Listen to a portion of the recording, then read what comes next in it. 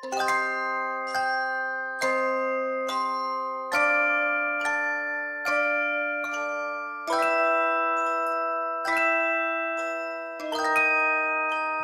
is hard to see the frame of the door because the glass itself is shattered like ice. Not in actuality, but as like a decorative choice. The windows have small sprigs of wood like the delicate cracks in the fractured surface of a pond. The effect pulls the lights that are behind it through, showing the prismatic white, green and red lights behind it. As you pull the silver handle, the revelry inside washes over you like a warm hug, and you step inside.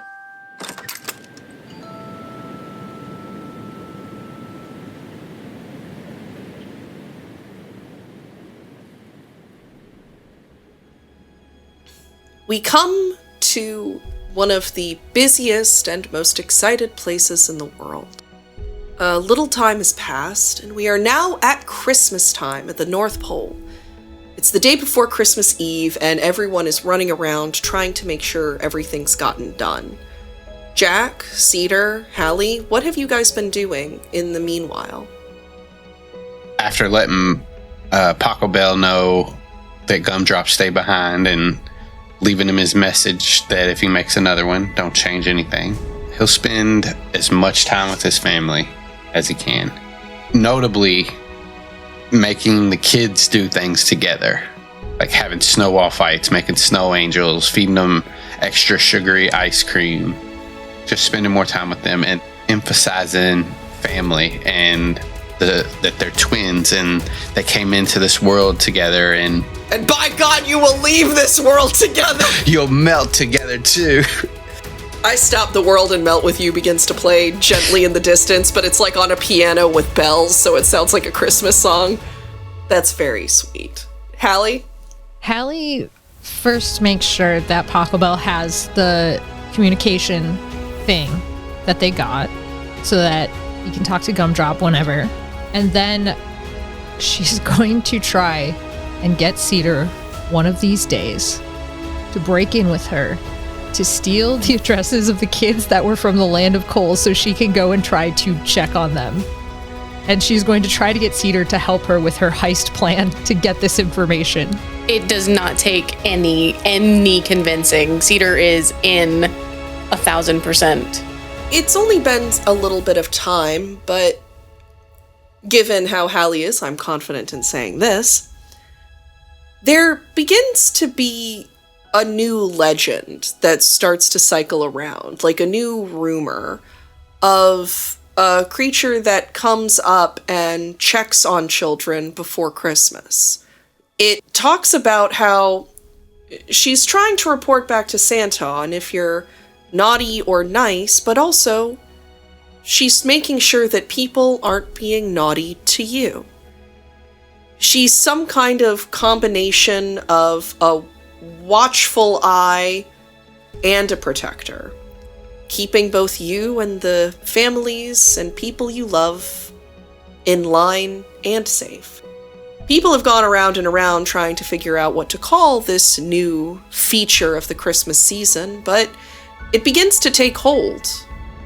And as the rumor grows and as the reputation builds, Halley, you start developing the kind of magic and the kind of power that comes from being a creature of Christmas legend. The power of Rudolph, of Comet, these entities of Christmas legend. You are finding your place among one. Weak as the legend begins, it will grow, as will your abilities alongside it. But you are becoming what you've always wanted, which is just as much a part of the Christmas story as Rudolph. Cedar, what have you been doing?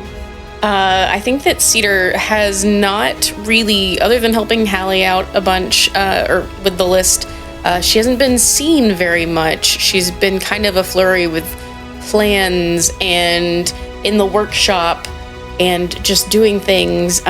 She's been creating a presentation to show as soon as Spruce wakes up for her plan for Camp Kindness Naughty Kid Rehabilitation Center in Coaltown, where she plans to go and help spread kindness and teach them, and also just creating presents for all the little kids on the list that she has created.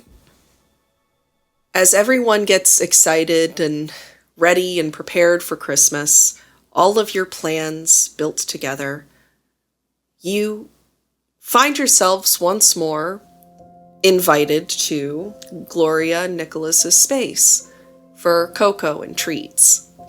Everything is set up for you all, including a couple of gifts from the couple themselves. They talk about, with all of you, how much your efforts have done. The release of Christmas Spirit has made it so that things are peaceful. Things are joyful. This has been one of the happiest Christmases the world has seen in some time. Gloria is going to walk over to Cedar and squeeze her shoulder and sort of sit next to her with her arm around her. Cedar, darling, I wanted to thank you almost most of all. And I wanted... Jack and I have been talking. And... my dear girl, I am so proud of you. And of everything that you have done. And I am so sorry if I have ever made you feel like we do not love everything that you are because it is you.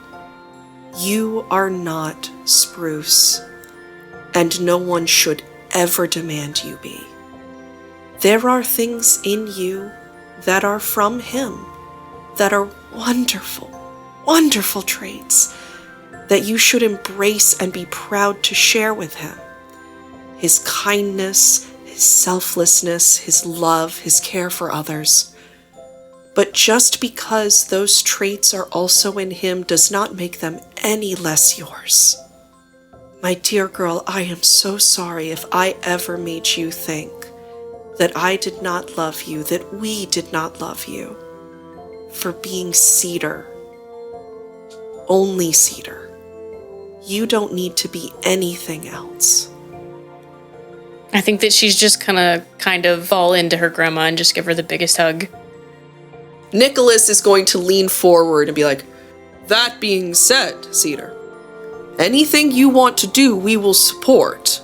If you want to follow in the footsteps, you can. If you don't and you find your own way, that is also fine. But the choice is yours, girl. Know that. He looks over and like his sort of like serious demeanor kind of drops and he brightens up and slaps Jack on the back again. Goes, thank you, Jack. You were quite a help making sure our heads were on straight and that we were paying attention to the greater picture. I'm not used to having to be told to think bigger. He pats him back on the back. You okay? Oh, I'm holding up about as well. But no, you all have done wonderful work. Have you heard from G.U.M.D.R.O.P lately? I'm excited to hear about how he's working with my old colleague. Well, actually, we'll have to talk to Paco Bell about that. He has the communication device. I've been, when I can, helping Paco Bell get, working on his, what he's been working on for Spruce. Right, that is another thing. He's going to turn to Halley. Halley, my dear, I had a question for you. Okay. I'm ready. She jerks her face out of the snacks, her snoot covered in powdered sugar. One of her antlers knocks over a lamp on a table. She pulled her head up so fast. So, Cedar has been working on her project, and I'm excited for Spruce to see it. But the other time of the year, she's been talking about going around, seeing things. She's had quite the interest in especially checking in on the children from the city of Cole. What would you two think about becoming officially partnered We have it set up that a sleigh is built specifically for Halley to pull, and Cedar, you two can work in tandem to get your plans executed.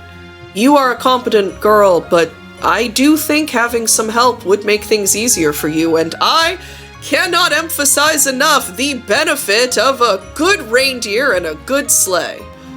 Halley will look at Cedar and go, well, it's gonna be up to Cedar too, obviously, but I suspect, massive, obvious wink, we would make a pretty obvious massive wink. Good team, even though, massive wink, we don't know for sure. And Cedar's just like, massive wink. I feel like, I don't think the episode should end there, but I love the idea of it just like, it goes black in a circle and like closes in, and then it's the single wink, and then it completely closes out in black like an old style cartoon. So what we're going to do, because that is how that scene must end for me, is we are then going to come to the time in front of the grand awakening of Spruce, preparing and ready to go for Christmas Eve. Before we walk into that room, I will like stand in front of Cedar and like kind of straightens up, like, I don't know if she's wearing like a jacket or anything like that. And he like straightens it up and he says, yeah, go in there and show them who you are. And that's it. The presentation goes well, and Spruce is sent off on his normal Christmas adventure. Though this time with an assistant and another reindeer in tow. The plan is then sent to the city of Coal.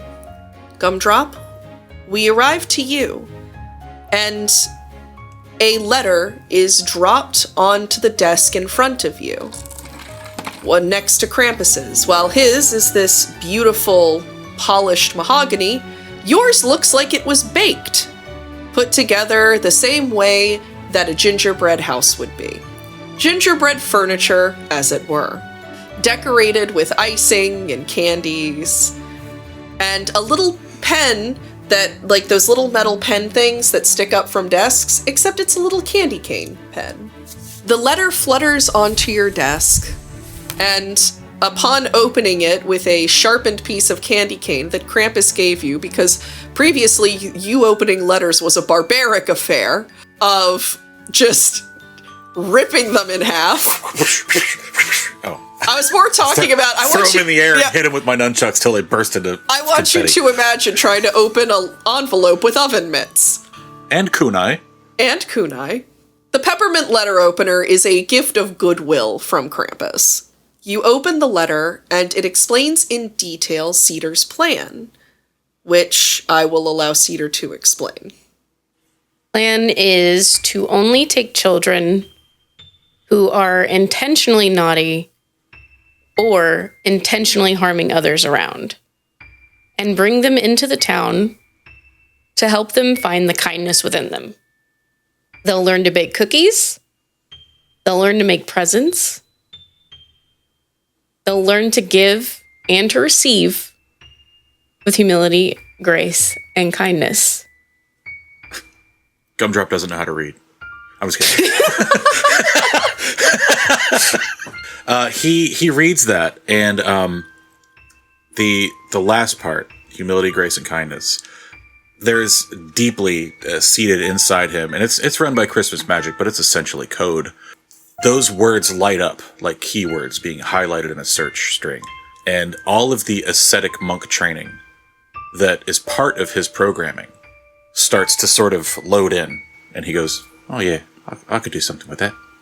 It is then that the project starts to demolish the factory, building instead a center, a space for people who have lost their way to find it again.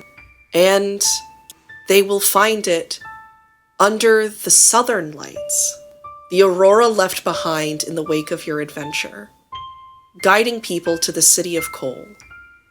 No longer a city of pain and grief and loss, but a city of new beginnings, of hope, and hopefully of a better future for everyone.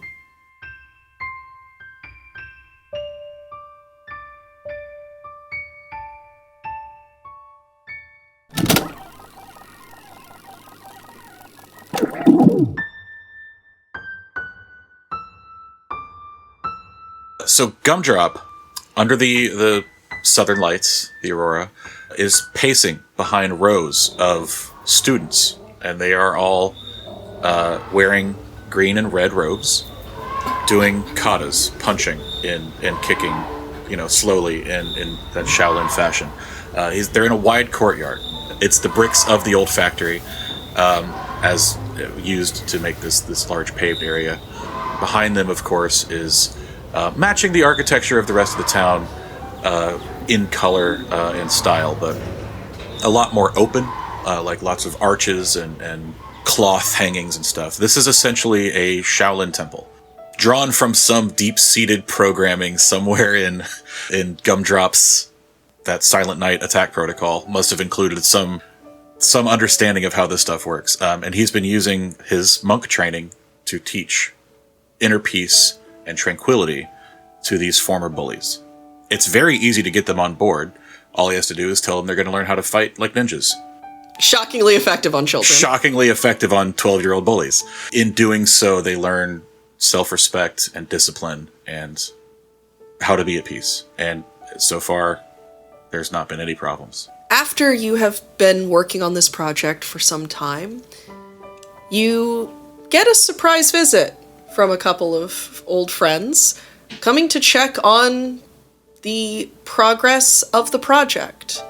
Camp Kindness, I believe is what it is called. I do need you to describe to me what the, pair of you's sleigh, your homie sleigh that you have together now. I need you to describe that to me as you descend in to meet up with Gum-Drop.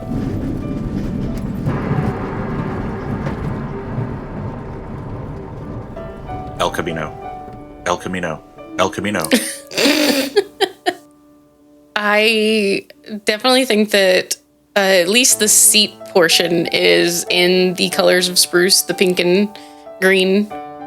So if there's, I don't know why, but now that we've introduced cars to this sort of thing, I'm imagining that there's some sort of reflector parts on the back, the side, that kind of thing. And I think Halley went back to the cat and was like, hey, I need some of the fabric from my robe. And so there's just little squares in the corners or along trailing edges that just have that little bit of the scintillation to it, that if she were ever to pop off her cloak, it would pick that up and reflect it. Safety first, all right? Having reflectors is important. You don't want to crash a sleigh into another sleigh. It'll be just a pile up. And equally important, it does have a 5-point safety harness.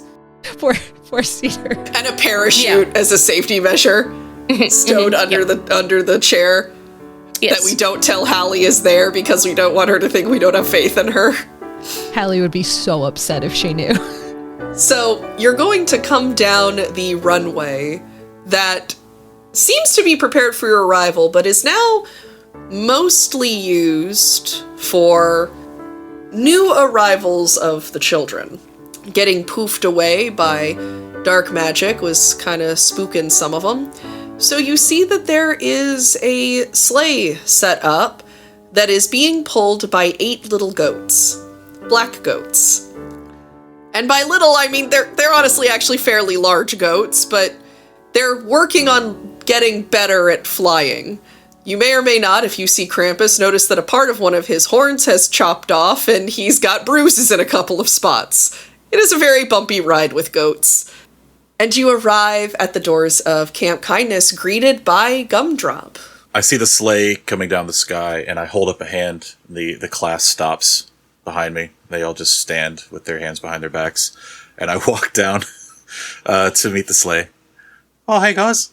Halley will insta transform into the little black goat using her hair clips and start hopping around and be like, yeah, show me the ninja tricks, show me the ninja tricks. And she'll start like hopping and doing her goat approximation of what she imagines ninja tricks are like. And it's just like a hop up and like a half spin sideways and then kicking out a back leg and then like goes and like headbutts Gum-D.R.O.P in the leg and then like bounds off. When you jump, I like pick you up and help like twist your body so your kick goes stronger. Set you back down. How's it going, man? Oh, I'd say it's pretty good. Got almost 100 kids in there, all synced up, working together. Looking like they're about ready to head home? Oh yeah, this class is about done. We'll have another one soon. There's gonna be a lot of ninjas in the world. I don't know if we thought that part through. Yes, because they were the ones who decided it was going to be a Shaolin monk temple. What? As I recall, this was all your idea. No, don't put that on me. I wanted him to bake cookies and give gifts. Oh, we do that too. That's fair. Ninja bread men. Yes, they're all ninja bread men. I love to imagine that while this conversation is going on between Gum-D.R.O.P and Cedar, if there was just like a camera that was focused on them and then just kind of like starts to pull away slowly in the background, there's now just 100 kids and a goat in a full-on wrestling play match chaotic event behind them. Yeah, it's like a Mortal Kombat situation. She's taking all challengers. Despite the fact that the next generation will have alarmingly competent martial skills for the most part, you all have been happy with the progress of the Camp Kindness anti-bully initiative. And even though it has been a little bit of time since last you had traveled on your journey to increase Christmas spirit, with every year it grows stronger. And with every year, you feel more like you are where you're supposed to be and doing what you're supposed to be doing. Through your trials and through your tribulations, you have each found yourselves. Whether you were new to the world with programming, whether you were trying to find your identity in the shadow of another, whether you were just trying to find what you were when a shadow of you was what you never wanted to be. You have found yourselves, your true selves. And I believe that the future of Christmas could not look any brighter.